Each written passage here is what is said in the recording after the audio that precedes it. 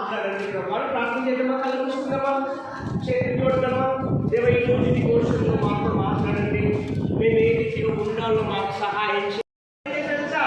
మధ్యలో తన రాజ్యాన్ని తీసేసి ఇదిగో సౌలు సమూయేలు వెళ్ళి యెషై దగ్గరికి వెళ్ళు, ఆయన కుమారులు ఉంటారు, ఆ కుమారులతోని నువ్వు రాజులు చేయమంటే ఆ కుమారుల దగ్గరికి వెళ్ళి ఆచారు బాబులు వాళ్ళ తండ్రి గారు యెషై గారు చెయ్య, ఇదిగో నా కుమారుడు వీడే రాజుకు కేపబుల్, ఎందుకంటే కళ్ళను తిరిగినోడు, జ్ఞానము కలిగినోడు అనేసి అనుకున్నాడు. సమూయేలు ఒక్కొక్క కొడుకుని పిలువమంటే ఒక్కొక్క కొడుకుని పిలిచాడు.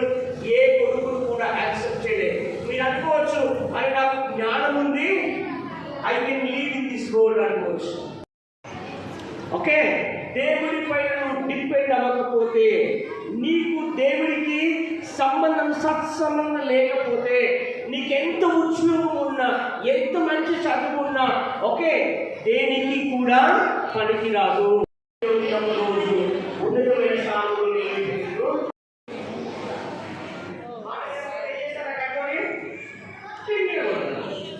ఓకే, నువ్వు అందరికీ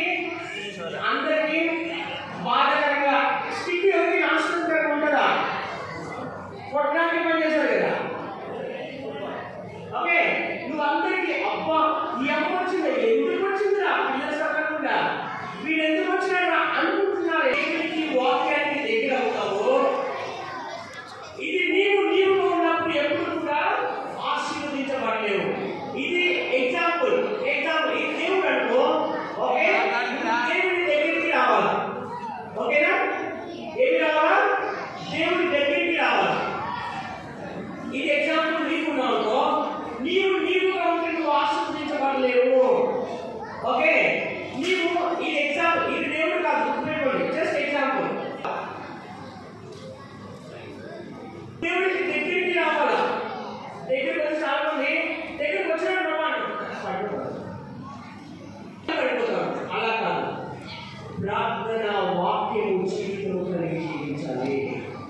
ఎప్పుడైతే కరెక్ట్గా దేవుడి దగ్గరికి వస్తామో, దేవుడి దగ్గరలో ఉన్న వాళ్ళు కదలక నిలుచు, ఇలా కదలక నువ్వు ఎప్పుడైతే వస్తానే ఉంటాయి.